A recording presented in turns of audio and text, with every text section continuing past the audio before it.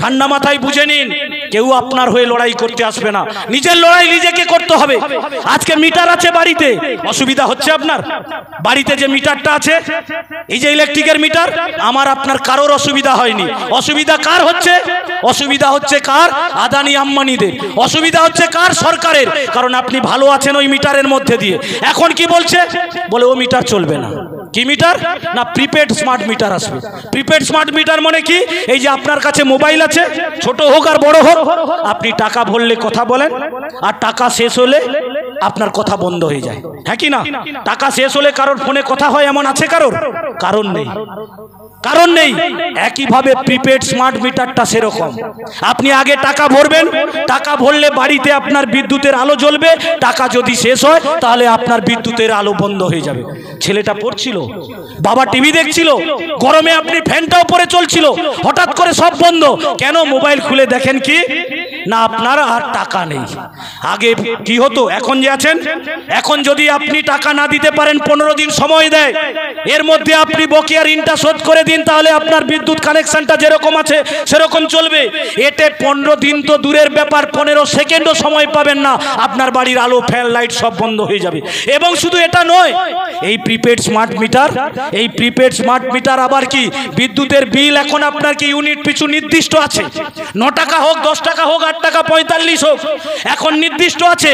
কিন্তু prepaid smart meter হলে কি বলছে, তার অ্যাপ সেটিং করা আছে, আপনার উপর কিছু নির্ভর করবে না। যখন বিদ্যুতের চাহিদা বেশি হবে, তখন 8 টাকা, 9 টাকা, 10 টাকা আর থাকবে না, 12 টাকা, 14 টাকা, 15 টাকা, 50 টাকা, 60 টাকা পর্যন্ত 1 ইউনিট বিদ্যুতের দাম হয়ে যেতে পারে। এটাতে কার সুবিধা হবে গো? কার সুবিধা হবে? এটাতে কেবলমাত্র বড় লোক যারা আদানি আম্বানি তাদের সুবিধা হবে, আমার আপনার কোনো সুবিধা হবে না। আজকে কি বলছে, কানেকশন যদি আপনার ডিসকানেক্ট হয়, পুনরায় যদি আপনি কানেকশন জুড়তে চান, পুনরায় আপনাকে আবার টাকা দিতে হবে। দেশে একটা উদ্ভূত পরিস্থিতি তৈরি হয়েছে। একদিকে উগ্র জাতীয়তাবাদের নাম করে মানুষে মানুষে একটা বিভাজন তৈরি করবার চেষ্টা হচ্ছে, আর অপরদিকে সাম্প্রদায়িকতার বীজ বপন করে আমার আপনার মধ্যে দূরত্ব তৈরি করে দেওয়া হচ্ছে। আর সেটাকে কাজে লাগিয়ে পুঁজিপতি শিল্পপতিরা তারা আমার দেশের একটার পর একটা লাভদায়ক রাষ্ট্রায়ত্ত সংস্থা, আমার দেশের ব্যাংক, আমার দেশের বিমা, আমার দেশের IOC, ONGC, BPCL, rail, platform, বিমানবন্দর, জাহাজ বন্দর থেকে শুরু করে আপনি যে তিলে তিলে টাকা জমা করেছেন এলআইসি, সবটাকেই ওরা আজকে বিদেশিদের কাছে বেচে দিতে চাইছে, বেসরকারীকরণ করে দিতে চাইছে। আমরা যখন আপনি দেশের দিকে তাকিয়ে আছেন, আজকে দেখবেন ফেসবুক খুললে সবাই বলছে কি, বামপন্থীদের বিরুদ্ধে কুৎসা করো, অপপ্রচার করো। যাদের হাতে বড় বড় মোবাইল আছে তারা জানে, যদি আপনি কিছু বলতে যান বলে সেকু আর মাকু। সেকুটা কি না, সেকুলারিজম, আর মাকু হচ্ছে কি, মার্কসিস্ট যারা করে, তার মানে বামপন্থীদের আক্রমণ করো। আপনি ভেবে দেখুন তো, আমরা বামপন্থীরা, আমাদের পার্টির সর্বভারতীয় সম্পাদক এম.এ. বেবি প্রথম বলেছিল এটা, যে যেমন ওদেরকে শিক্ষা দিতে হবে, তার সঙ্গে সঙ্গে এই 26 জনকে যারা আমার ভারতবর্ষের মধ্যে ঢুকে আমার মা বোনেদের সিঁদুর কেড়ে নিয়েছে, তাদেরকে পাকিস্তানের ওপর চাপ সৃষ্টি করতে হবে, যাতে ওই জঙ্গি আতঙ্কবাদীদেরকে ভারতবর্ষের হাতে তুলে দেয়। এ দাবি বামপন্থীরা করেছে। সবাই মিলে সর্বদল বৈঠকে সবাই মিলে সরকারের পাশে দাঁড়িয়েছে, সবাই চেয়েছে শিক্ষা দেওয়া হোক। কিন্তু আপনি হঠাৎ করে কি দেখলেন না, যুদ্ধটা বন্ধ হলো। সে ঘোষণা কে করলো? আমি আপনি নয়, আমার দেশের প্রধানমন্ত্রী ও দেশের প্রধানমন্ত্রী নয়। ঘোষণা কে করলো না, আমেরিকা ট্রাম্প। যে আমেরিকা ট্রাম্প সেখানে যখন লড়াই করেছিল, আমার মোদি ভাই এখান থেকে গিয়ে যেমন ভারতবর্ষে দাঁড়িয়ে বলেছিল কি আপকি বার মোদি সরকার, সেরকম ভাবে আমেরিকায় গিয়ে কি বলছিল, আপকি বার ট্রাম্প কি সরকার। সেই ট্রাম্পের সরকার যিনি এনেছিলেন, উনি এখন আমার ভারতবর্ষের সার্বভৌমত্বের ওপর দখল দিতে চাইছে।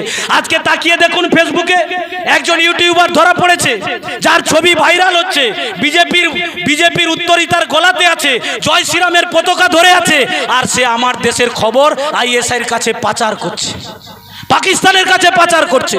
আজকে আমার যে ভারতের বীর কন্যারা বলেছে কর্নেল সোফিয়া কুরেশি থেকে শুরু করে উইং কমান্ডার ভূমিকা সিং, যারা এই এত বড় একটা নেতৃত্ব দিয়েছে, যারা আমার মা বোনেদের সিঁদুর কেড়ে নিয়েছে, সেই অপারেশন সিঁদুরের নেতৃত্ব দিয়েছে, আজকে বিজেপির একজন বিধায়ক সে কি বলছে, বলে এ নাকি জঙ্গিদের বোন। তারা আমাদেরকে বলছে সেকু আর মাকু। কারা বলছে? যারা এই পশ্চিমবাংলার মাটিতে দাঁড়িয়ে গোপনে রাতের অন্ধকারে ভারতবর্ষ মুর্দাবাদ পাকিস্তান জিন্দাবাদ বলে পোস্টার চিটাতে গিয়ে ধরা পড়বার পর আমার রাজ্যের সরকার তাদেরকে কয়েকদিন মাত্র জেলে রাখার পর ছেড়ে দিয়েছে। তারা কোন সংগঠন করে? তারা আমাদেরকে বলছে সেকু আর মাকু। আপনাদের মূল্যায়ন করতে হবে, বিচার করতে হবে। এই উগ্র জাতীয়তাবাদের নাম করে যারা আমার আপনার মধ্যে বীজ ছড়িয়ে দিতে চাইছে, তারা আমার দেশের জাতীয় পতাকাটাকে নিয়ে ঘাম মুছছে।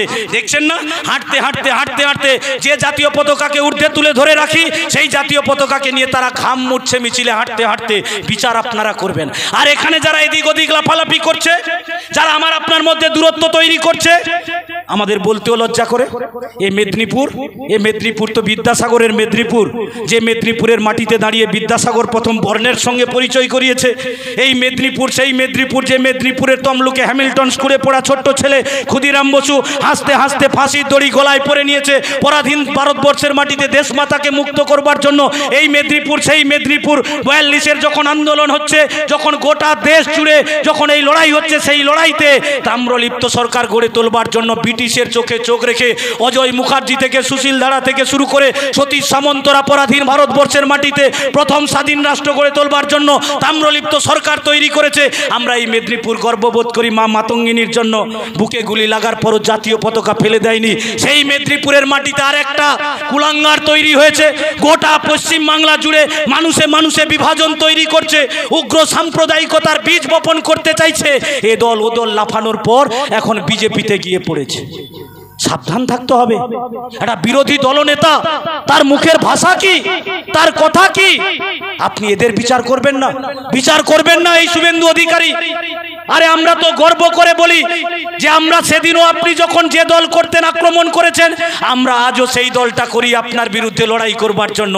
আরে উনি তো এখন দল পাল্টাতে পাল্টাতে বাপটাও পাল্টে ফেলেছেন। দেখেছেন না? বলছে আমি মোদির বাচ্চা। আরে কে কার বাচ্চা আমার বিতর্ক নেই। আমরা জানি যে আপনি এতদিন এ দল ও দল বদল করতেন, হঠাৎ করে বাপটাও বদল করবেন এটা কেউ ভাবতে পারেনি। মেদিনীপুরের মানুষ আমরা কৃষ্টি সংস্কৃতি ঐতিহ্যের দিক থেকে এগিয়ে। উনি নাকি গর্ব করেন ওনার পূর্বপুরুষরা স্বাধীনতা সংগ্রামী। আরে স্বাধীনতা সংগ্রামী কখনো হিন্দু মুসলমানের মধ্যে ভাগ করেনি, তারা ঐক্যবদ্ধভাবে লড়াই করেছে। লজ্জা করে আমাদেরকে ওনাদেরকে দেখলে গিরগিটির মতো রং বদল করে। দেখতেন না যখন তৃণমূলে ছিল, এই যে ইব্রাহিম বলছিল একটু আগে, যখন তৃণমূলে ছিল তখন আপনি দেখতেন কি আমার মুসলিম ভাইদের ইফতার পার্টিতে সাদা টুপি পরে নিয়ে বসে যেত। আবার দেখুন তৃণমূল ছেড়ে বিজেপিতে এলো, বিজেপিতে আসার পর আপনি কি দেখলেন না, এখন নামাবলী গায়ে নিয়ে হরে কৃষ্ণ করে চারদিকে প্রচার করছে। এই দৃশ্য কোথায় দেখেন? ছদ্মবেশ দেখেছেন? আরে এতদিন ছদ্মবেশে দেখেছি, কেউ হিন্দু সাজে, কেউ মুসলমান সাজে, কেউ খ্রিস্টান সাজে। এই শুভেন্দু অধিকারীকে দেখার পর বুঝলাম নিজের রাজনৈতিক স্বার্থ চরিতার্থ করবার জন্য আর চেয়ারের লোভের জন্য উনি কখনো মুসলমান সাজছেন, কখনো হিন্দু সাজছেন।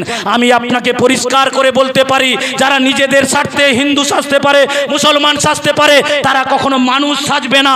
আর যারা মানুষ সাজবে না, তারা মানুষের জন্য কোনোদিন কোনো উপকার করতে পারে না। বিচার আপনাকে করতে হবে। এদের ধূর্তামি বুঝতে হবে। তৃণমূলে থেকে বিভ্রান্ত করেছিল, পাড়ায় পাড়ায় বলেছিল হরে কৃষ্ণ হরে হরে, তৃণমূল ঘরে ঘরে। আপনি পুরনো রেকর্ড দেখুন শুভেন্দু অধিকারীর। আর তারপরে আবার বিজেপিতে এসছে, বিজেপিতে আসার পর কি বলছে, বলে হরে কৃষ্ণ হরে হরে, বিজেপি ঘরে ঘরে বলছে তো। তারপরেও আপনি বুঝবেন না। আরে আমরা পরিষ্কার করে বলি, নিজের স্বার্থে ওরা বলবে কখনো হরে কৃষ্ণ হরে হরে তৃণমূল ঘরে ঘরে, কখনো বলবে হরে কৃষ্ণ হরে হরে বিজেপি ঘরে ঘরে। আর আমি আপনাকে বলছি, আপনি মিলিয়ে নিন, হরে কৃষ্ণ হরে হরে সব চোর এখন দিদি মোদির ঘরে। সব চোরেরা আপনি তাকিয়ে দেখুন, হয় দিদির ঘরে নয় মোদির ঘরে আছে, নিজেদের চুরিটাকে ঢাকতে। মনে রাখবেন, এখানে আমার অনেক বয়স্ক মানুষ আছেন, বাপ কাকারা বলেন, বলে সাপ খোলস ত্যাগ করে কিন্তু তার বিষ কখনো কমে যায় না। এই শুভেন্দু অধিকারীরা দল বদল করবে কিন্তু এদের চরিত্র কখনো বদলে যাবে না। মায়েরা আছে জানে, ঢেকি স্বর্গে গেলেও ধান ভাঙে। আর শুভেন্দু অধিকারীরা যেখানেই যাবে এরা চুরি করবে, লুট করবে, সন্ত্রাস করবে, আক্রমণ করবে। এর বাইরে এরা কিছু করতে পারে না। তাই এদের সম্পর্কে সচেতন থাকতে হবে।